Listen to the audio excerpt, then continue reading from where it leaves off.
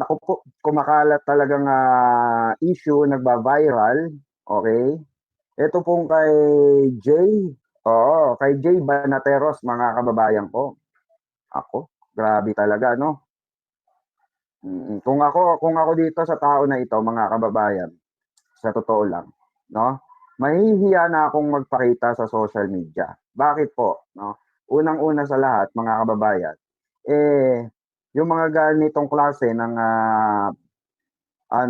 kahihiyan, hindi na po ito pinagmamalaki pa. Kasi ang kaibahan natin dito sa mga vlogger na ito, kagaya ng Babanat, itong mga ito nagkukup po, no, ng child abuser, mga kababayan. Oo, child abuser, no, lang, ang bata ng mga binebembang, no, ang bata ng inasawa. Mm.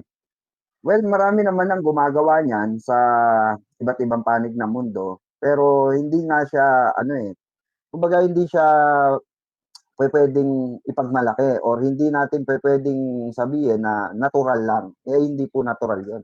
Imagine niyo sabi nga ni Tolniolo 'di ba, oh, umaano pa lang 'yan, umuusbong pa lang mga dede niyan, 'no? Imagine niyo kayo may anak kayong 13 years old, papayag ba kayo mga kababayan na asawahin agad, 'di ba? Papayag ba kayo mga kababayan na, tawag dito, anakan agad, 'no? Grabe. Eto nga mga kababayan, pakita natin, grabe oh. Ayan, oh. Hmm. So nagkaanak na sila, but still minor de edad pa rin po ito, mga kababayan. Ayan, oh. Napakabata pa nung babae. Kumpara nyo rito kay 'di ba? Oh, Jay Culaong. Oo, Jay Culaong ang mga Banateros 'no? Oo, ayan, oh. Grabe 'no, nakakahiya. Imagine tingnan niyo, batang-bata, yung mga 16 anyos kasi according sa report noon, 'no, nung pinuntahan siya ng DSWD, mga kababayan ko. 13 years old yung babae at itinanggi po na sila ay magjowa, 'di ba? Mm. Oo, 'di ba, admin na Jovi, ang rito, masaklap dito, mga kababayan, tinolerate po nung magulang. Ikaw bilang isang magulang, supposed to be dapat yung mga ganitong edad, hinahayaan mo munang i-enjoy yung kabataan nila. 'Di ba mga kababayan ko? 'Di ba mga kabirado? Ang masakit na katotohanan dito, meron talaga dahil sa hirap ng buhay. Siguro nakitaan nila na si Jay Bobo, itong isang miyembro ng Banateros, merong kaperahan na sa tingin nila mabubuhay yung anak nila, pero kung tutusin, mali po, no? Huwag po natin na i-tolerate yung mga ganitong gawain. Oh. Kaya nga sabi dito, nasusulat dito sa post na to, nangilabot ako sa totoo lang. Sobrang nene pa nito, Jay. Ano na pala, ano na pala nangyari sa kaso nito? Oh. Binabanggit po dito na kung ano daw ang nangyari sa kaso. Oh, ang lakas ng evidence. Kailangan siguro natin ipa-review ang kaso nito kay General Torre. Oh, oh. Dahil kung hindi ako nagkakamali, hanggang ngayon minor de edad pa rin yung bata, which is totoo po. Which is true, mga kababayan ko, mga kabirado.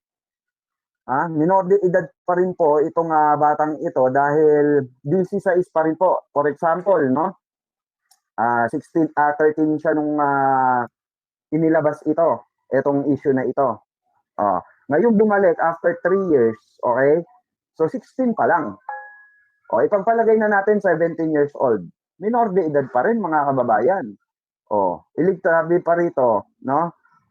Dahil kung hindi ako nagkamali hanggang ngayon, minor de edad pa rin yung bata. Iligtas po natin ang kawawang musmos kay Jay Guevara. Bago mo batikusin yung ibang tao, maglinis-linisan ka muna. Totoo naman, dapat bago ka bumanat, no, Jay Bobo, no, alam namin bobo ka kaya nga hindi mo alam na itong ginawa mo public public crime po ito, mga kababayan ko. Anytime, pwede mong i-report ito dahil ano po ito, public crime. Kumbaga, kung sino man yung concern na netizen na pwede mag-report nito, pwede po. Oo.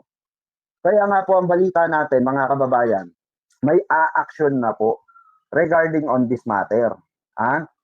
Oo, may balita po na lumabas na kung saan nakarating po sa atin, mga kababayan, oh, na pakakasuhan na po.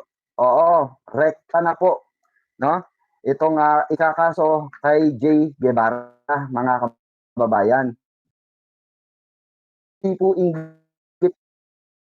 Ito po ay serious crime, po ito. Ito po ay kailangan matuldukan yung mga ganitong sa publiko, okay? Or sa isang klase ng pamilya na naghihirap na nga, parang ang lumalabas pa, parang kinunsinte para lang sa pera. Or dahil nahihirapan siguro na pag-aralin yung bata, pero may public school naman tayo.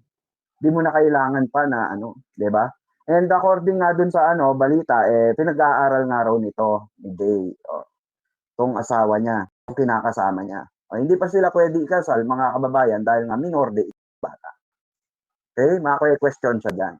And kasi mga kababayan na kailangan tutukan o ng ating gobyerno, yung di ba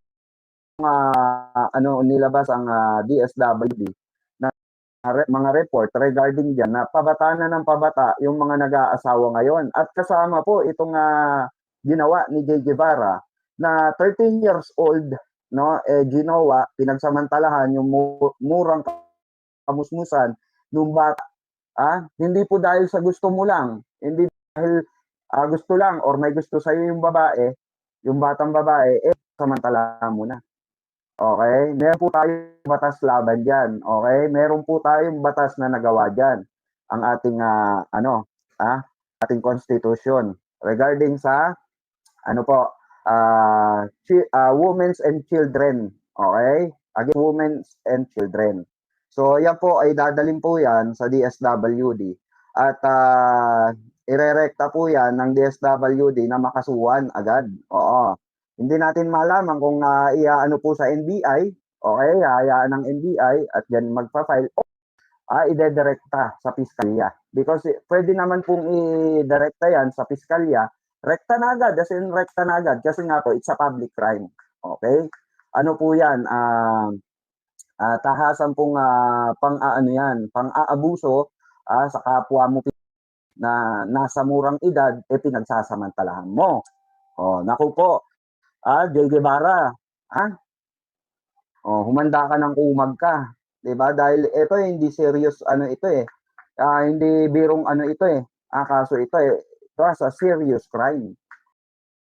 Kaya tayo mga kababayan, alagaan po natin yung mga anak natin. Kung may mga ganitong klase ng kaso, wag na po natin tularan, wag na po natin i-tolerate yung ginawa rin ng magulang nitong babae. Pero syempre hindi natin alam kung biktima rin yung nanay, yung magulang, di ba? Kasi kung biktima lang din yung magulang, talaga may pananagutan si J. Guevara dito, di ba? Shoutout po muna tayo sa mga bagong dating. Okay. Shoutout admin Joby, ayan,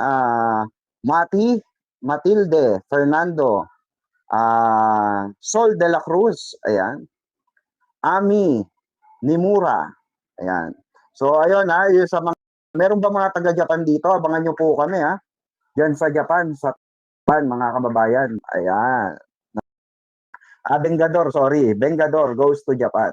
At magkita-kita po tayo diyan, magbanding-banding tayo, meet and greet, no? Yung sa mga gusto po kaming makasama, ayan, makaharutan, di ba? Makakwentuhan.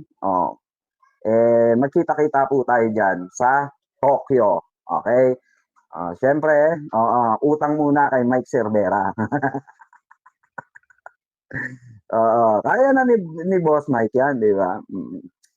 Talaga, iba magmahal talagang nag-iisang Boss Mike Cervera, di ba? Kaya yung mga dyan mga Cervera forever, di ba? Shout out sa inyo. Iba talaga magmahal ang inyong iniidolo, no? Grabe.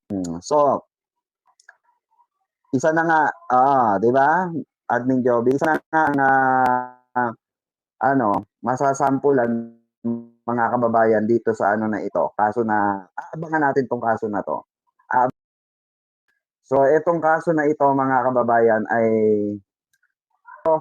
ipagpalagay na natin approximately mga kababayan. Ano natin siguro 2 months before. Oo. 2 months 2 months pa natin. Abangan kasi pinaplantya pa 'yan. Oo. Hello, good day Pikwa po. Ayan. Ma'am Wela ni Lavina. Ayan, shoutout po sa inyo. 'Di ba? So abang-abang po tayo dito sa kasong ito for sure. Ayan pala, can share po pala.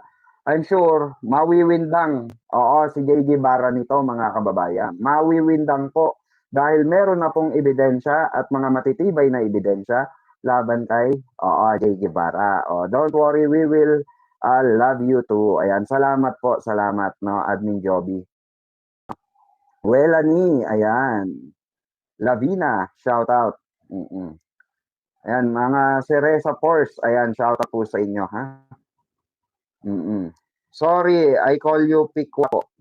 Because you look like fagot.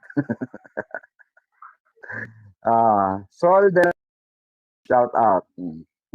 Gangster, you know, we do that better than anybody. I bet you got it twisted, you don't know who to trust. So many player hating niggas trying to sound like us.